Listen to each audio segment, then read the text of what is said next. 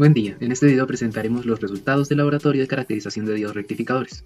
El objetivo fue analizar el comportamiento estático y dinámico de estos dispositivos, bajo polarización de corriente directa y señales pulsadas.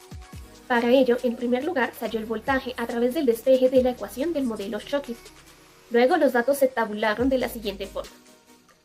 También se realizó la gráfica de la corriente contra voltaje.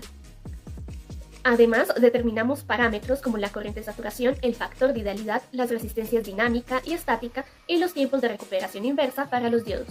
También comparamos los datos experimentales con la simulación en LTSpice, utilizando el mismo modelo de diodo 1N4007 con una fuente que aumenta en 0.1 voltios cada 1 microsegundo hasta llegar al valor de 3.3 voltios.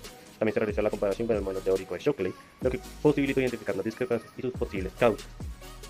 Para la simulación del primer montaje se realizó la conexión de los siguientes componentes: una fuente que aumenta de 0.5 voltios a 3.3 voltios, un diodo 1N4007, una resistencia de 1 ohmio y adicionalmente se añade una resistencia interna de la fuente de 3.1 ohmios.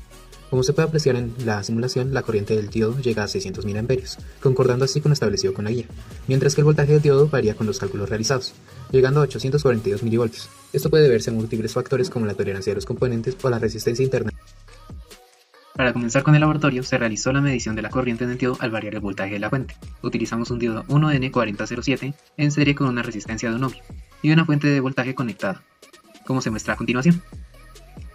Medimos la corriente en el multímetro y luego aplicamos la ecuación del modelo Shockley para poder despejar y calcular el valor del voltaje en el diodo. Los datos se registraron en una tabla y así se graficó la curva de la corriente I contra el voltaje V. Como se observa en la gráfica, la curva experimental tiene una pendiente menor que la teórica. Esto se debe a que el modelo Shockley no considera la resistencia interna del diodo ni otros efectos no ideales.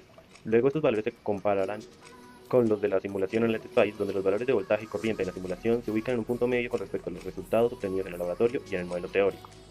Estas diferencias son cruciales para el diseño de circuitos, ya que pueden afectar la respuesta en frecuencia y disipación de potencia de este.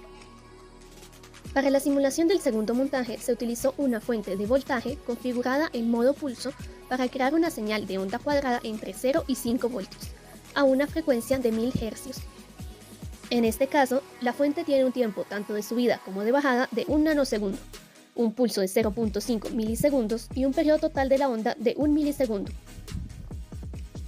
Esta fuente se encuentra conectada en serie con un diodo 1N4007 y una resistencia de 1 kΩ. Como se puede apreciar en la simulación, el voltaje alcanza los 5 voltios y la corriente los 5 mA justo al comienzo del pulso. Luego disminuye levemente y se estabiliza en 4,3 voltios y 4,3 mA respectivamente.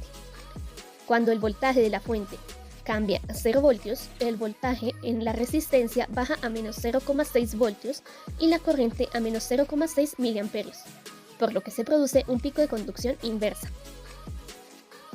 Luego, estas aumentan levemente y después de 8,5 microsegundos, el aumento tanto en el voltaje como en la corriente ocurre más rápido, llegando a estabilizarse en 0 voltios y 0 mA luego de otros 2,5 microsegundos, para un tiempo total de recuperación inversa de 11 microsegundos.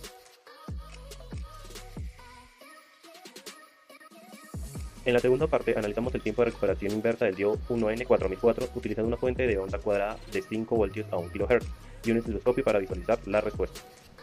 Observamos que el tiempo total de recuperación fue de 5 microsegundos, compuesto por un tiempo de almacenamiento donde se produce un pico de voltaje inverso, de 3 microsegundos, y un tiempo de transición donde el voltaje del diodo se establecía en 0 voltios, después de 2 microsegundos. Esto significa que el diodo no deja de conducir inmediatamente después de cambiar la polarización, sino que este tiene un breve periodo de conducción inversa antes de bloquearse por completo. Simulamos el circuito en LTSpice y obtuvimos resultados similares validando nuestras mediciones experimentales. Los resultados muestran que el diodo real se desvía del modelo ideal Shockley, debido a factores como la resistencia interna, la tolerancia de componentes y limitaciones de la fuente. Las resistencias estática y dinámica tienen comportamientos distintos y se aplican en contextos distintos: corriente directa para la estática y corriente alterna para la dinámica.